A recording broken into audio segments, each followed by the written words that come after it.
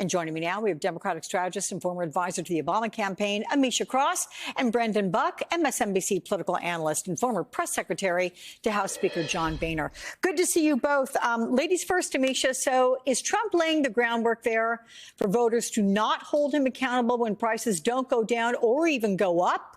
And are you surprised by his walk back? No, I think that he's trying to level set expectations. Donald Trump never had a plan of action in terms of reducing prices of anything. No one, unfortunately, the media asked for policies and plans for Kamala Harris 5,000 times over, but very few actually cared about it when it came to Donald Trump and many of the statements that he made. There was never a plan of action for cost reduction. And quite frankly, his tariff plans would actually create even more cost burden for your everyday consumer. This is a guy who doesn't want to be held accountable for the promises he made on the campaign trail that actually brought people out, and now he's there and he's saying, you know what, essentially, it's stubborn. Things aren't going to change. In the words of Cardi B, it's up and it's stuck.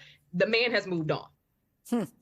Speaking of the tariffs, Brendan, one piece in The Atlantic talks about how rural America, which strongly supports Trump, could be hurt the most by his tariffs, his immigration policy, his slashes to Medicare and Medicaid. It goes on that the effects will test whether anything can loosen the GOP's grip on small-town America during the Trump era, or whether the fervor of his rural supporters provides Trump nearly unlimited leeway to work against their economic interests without paying any political price. How far do you think Trump can push these communities? Look, I don't think that Donald Trump's support in those areas ever had a lot to do with policy. It's much more cultural, and that grip on that sector of the country has only gotten stronger. We saw that very clearly in the last election. When you say culture, is it about being pro-Trumpian or is it about anti-liberal policies? Yeah, it's clearly both. One of the reasons that Donald Trump was able to, I think, sort of capture the attention and enthusiasm from a lot of these people is that there are a lot of people in this country who feel like the elites, and particularly progressive liberal elites, look down on them and threaten their way of life. And that's ultimately what all of this came down to. And that's why I think the support for him is so deep and strong, and it is unwavering, so almost no matter what he does or what he says. When you think that there are people out there who threaten your way of life, you're going to fight pretty hard. And what Donald Trump said is, I'm standing up for you. They're attacking me because I'm protecting you. And that has resonated. And I don't think that's going to change anytime soon, whether or not it's fair or not, or real or not. That's what a lot of people believe. And as long as they do that, they're going to stick in his corner. Really, they don't like a lot about what Donald Trump says or does. They'll acknowledge that, but they know that he is their fighter, and that is powerful for them.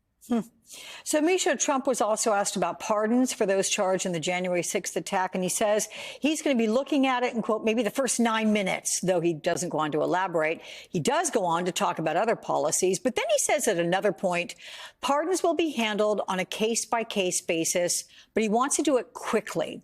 Do you expect immediate sweeping pardons on even maybe day one, as he said he'd do during the campaign? I think that Donald Trump said a lot of things on the campaign trail, to Brendan's point, to speak to a certain cultural affinity. When he was speaking to his MAGA base, it was, hey, we're going to pardon the January 6th insurrectionists.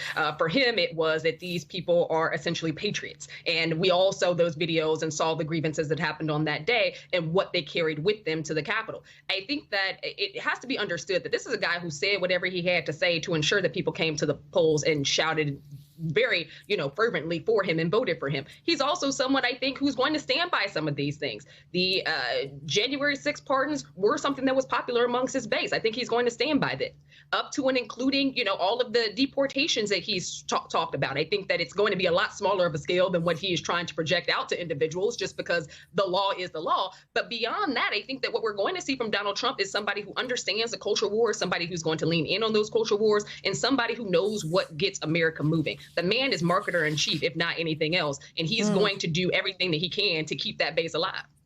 What do you expect with reaction, Brendan, to the pardons? I mean, there was talk of Democrats, they need to pick their battles with Trump.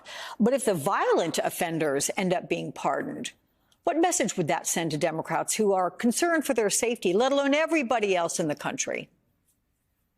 Yeah, I mean, look, to start, completely shameful if he were to do this, but it also is one of those probably, one of the worst elections have consequences situations. He's made very clear that he's going to do this if he wins. And so it shouldn't really surprise anyone. I don't think Democrats should just look the other way. Joe Biden pardoning his son certainly didn't help the situation. But I think if I were a Democrat, I would try to remind people what exactly happened that day. I think this is one of the, just state the obvious, one of the least popular things Donald Trump has ever done, creating one of the, this image that will never live down around the world, remind people of what happened there. But at the same time, he's been very clear that he was going to do this, and I don't think anybody should be surprised by it. One last question. I'm going to try to ask it of both of you, so I need a quick answer, Amisha. Turning to Trump's cabinet nominees, we're hearing Republican senators, they're being told, fall in line in confirmation hearings, or you're going to risk primary challenges. Lisa Murkowski said the message is, quote, don't get caught on Santa's naughty list here, because we're going to primary you. Do you have any expectation these senators can hold their ground with concerns about critical nominees? Absolutely not. I think that they're all going to fall. They are seeing the commander in chief, and I don't think that they see a path out of this. And I think that they're all going to fall in line. It does not behoove Republican senators to step outside of Trump's radar. It does not behoove them to lose any level of capacity when it comes to this next election cycle. So I expect that they will all do the same dance that he wants them to do. What do you think, quickly, Brendan? Yeah, it depends who you're talking about. I mean, for Susan Collins, it probably helps her independent brand to vote against one or two, but you're not going to see a ton of them fall down, and people are going to have to pick their spots because, yeah, they're already threatening primaries against somebody like Joni Ernst, and we saw how that quickly changed her too. All right. Hey, that was quick. Both of you, thank you so much. We'll see you again next weekend.